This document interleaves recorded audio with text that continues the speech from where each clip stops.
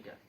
Halo sahabat-sahabat SMK semuanya, kembali lagi dengan saya Nur Syafnawati Aum. Pada podcast kali ini kita kedatangan salah seorang guru dari SMK Putra Bahari Ternate. Ya. Oke. Bisa diperkenalkan dirinya Pak? Nama saya Bapak Muhammad Sakti Garwan. Saya sebagai guru di SMK Putra Bahari Ternate.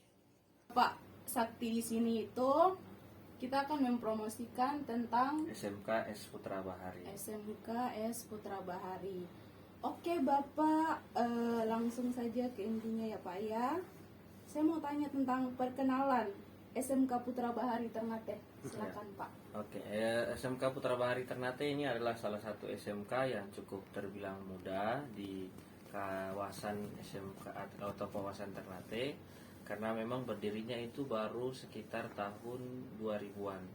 Makanya sangat terbilang muda. Akan tetapi eksistensi dari SMK Putra Bahari Ternate sendiri sampai saat ini cukup terbilang sangat luar biasa dan mampu untuk sejajar dengan SMK-SMK yang sudah lebih dulu hadir di Ternate. Ya. Oke, tadi Bapak bahas tentang eksistensi ya Pak ya. Ya. Untuk eksistensi SMK Putra Bahari sendiri itu apa ya? Track recordnya seperti apa ya? Nah, kalau bisa diceritakan masa lalu atau pada saat awal berdirinya SMK Putra Bahari ini kan orang kenal sebagai SMK Pelayaran. Nah, jargon atau perkenalan atau semacam SMK Putra Bahari sebagai SMK Pelayaran ini memang dikenal sejak awal, dan bahkan sampai saat ini kalau ketika masyarakat Kota Ternate itu mengatakan bahwa SMK Putra Bahari itu pasti ada padanan lanjutannya, yaitu dengan SMK Pelayaran gitu. Dan ini memang kalau kita lihat dari track recordnya, SMK Putra Bahari sendiri sudah menghasilkan lulusan-lulusan yang bisa diterima dan telah bekerja di dunia-dunia industri, khususnya di bidang perkapalan. Dan bahkan ada juga lulusan kita yang sudah menjadi ABK, kemudian menjadi kapten kapal di beberapa kapal-kapal pelayaran, bahkan dari segi internasional. Berarti untuk SMK Putra Bahari sendiri itu dia fokusnya ke pelayaran. Atau ada jenis program kejuruan yang lainnya? Ya, memang untuk program keunggulan kita itu ada SMK, ada untuk perkapalan, namun ada juga beberapa jurusan atau bidang keahlian yang lain. Contohnya seperti farmasi, kemudian ada keperawatan, ada juga teknik laboratorium medik. Nah, dan tahun ini itu SMK Putra Bahari sendiri membuka salah satu bidang keahlian yang baru, yaitu teknika kapal niaga. Nah, teknika kapal niaga ini sebagai pelengkap dari nautika kapal niaga, karena percuma orang tahu tentang bagaimana mengemudikan kapal, tapi orang atau kita juga tidak mentraining peserta didik atau anak-anak kita dari sekarang untuk tahu bagaimana teknisi-teknisi memperbaiki kapal itu sendiri. Gitu.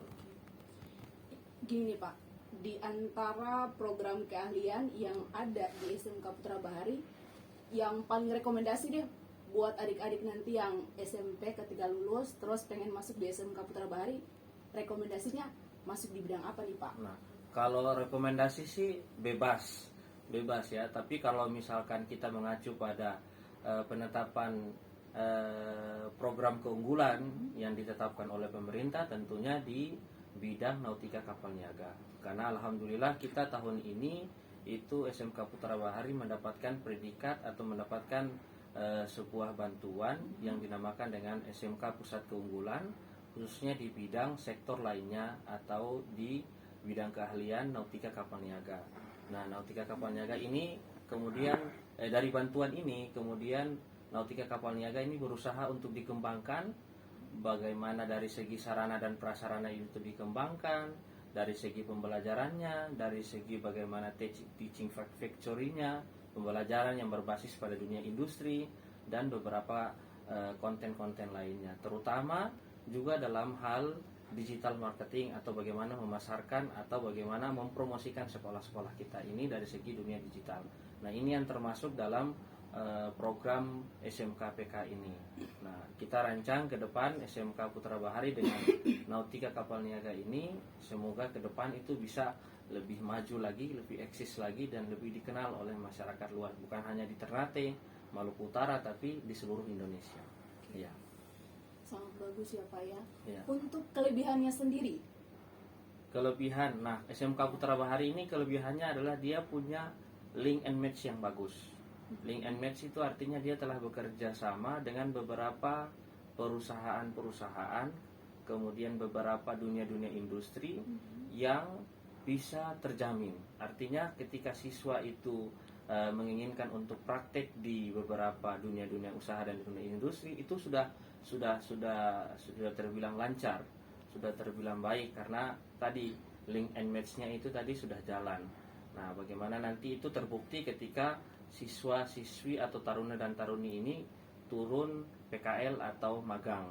Begitu juga dengan beberapa kondisi-kondisi lain.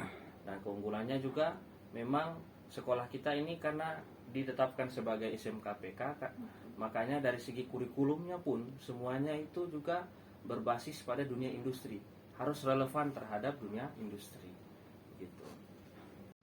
baiklah itu tadi bincang-bincang singkat tentang profil SMK Putra Bahari Kota Ternate.